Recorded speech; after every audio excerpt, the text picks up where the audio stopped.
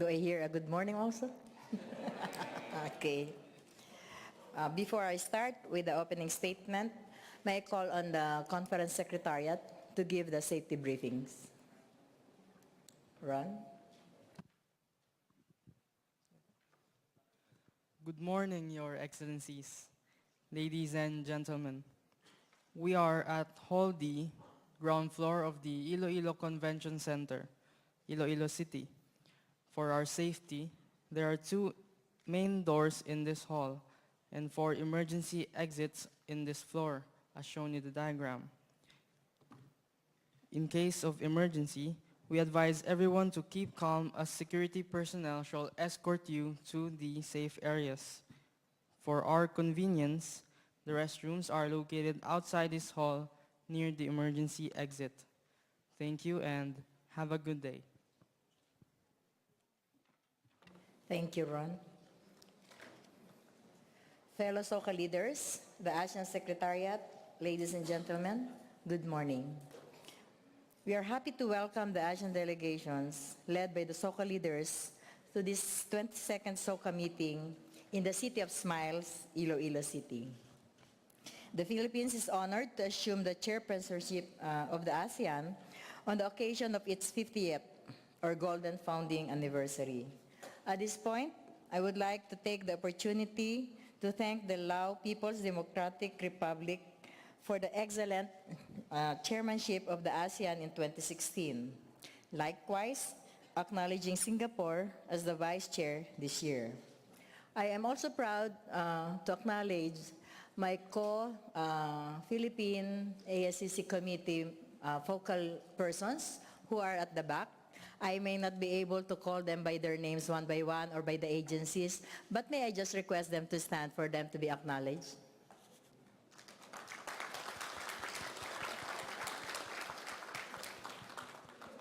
Thank you. We all know that the chairpersonship is only every 10 years. So when we were having the meeting, I told them, if we cannot bring you to all the ASEAN countries, I will be, God willing, be able to bring you to the Philippine hosting for the SOCA and the ministerial meeting. I think this only happens every 10 years, so we may not be the same officials when the Philippines will host again.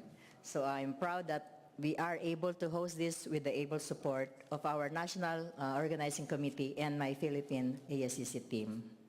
I'm also honored to acknowledge for the Philippine delegation, our former DSG, my former boss, and now the chair of the Philippine Civil Service Commission, of course, Alicia Arbala. And also, in a little while, the other presenter, Hans Kakdak, will also be acknowledged. Thank you. Let me continue with the opening statement of the SOCA chair. The Philippines have chosen partnering for change, engaging the world as our theme and have laid out 6 thematic priorities to achieve holistic growth and development. The 6 thematic areas include a people-oriented and people-centered ASEAN, peace and stability in the region, maritime security and cooperation, inclusive innovation-led growth, ASEAN's resiliency, and ASEAN, a model of regionalism, a global player. Out of the 6 thematic priorities, I would like to underscore 2 priorities which directly concerns the ASEAN sociocultural community pillar, namely a people-oriented and people-centered ASEAN and ASEAN's resiliency. Relatedly, numerous commemorative activities will be conducted in line with the 50th founding anniversary, and I'd like to highlight a few as follows. 1, the ASEAN High-Level Conference on Social Protection, which will be conducted on 18 to 20 of August 2017 in Manila, Philippines. We are also holding a cross-regional meeting for advancing the protection of children from violence to be held on June 6 to 8 in Manila. Also, an ASEAN Conference on Nutrition and Breastfeeding on August 5, 2017, also in Manila.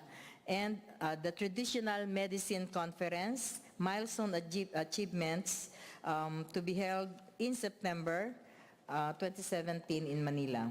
The reference documents will be circulated during the meeting. In this two-day meeting, we hope to present the details of the above-mentioned priorities under the purview of the ASCC and share information about the commemorative activities lined up this year. We also hope to be updated on the implementation and review of the ASCC Blueprint 2025 through the guidance of the ASEAN Secretariat. We also hope to share updates on the ASEAN Leaders' Declaration on the role of civil service as catalyst for achieving ASEAN Community Vision 2025 for consideration of the leaders during the 30th ASEAN Leaders Summit, and also the ASEAN Leaders' Declaration on the establishment of an ASEAN instrument to implement the ASEAN Declaration for the Protection and Promotion of the Rights of Migrant Workers, targeted to be endorsed for adoption of the leaders this 30th summit, and also an update on the preparation for the 17th ASCC Council meeting. We anticipate sustained active participation from our SOCA leaders, the ASEAN Secretariat, and delegations to actualize or achieve these objectives. I look forward to your active participation in this two-day meeting. Thank you very much and mabuhay.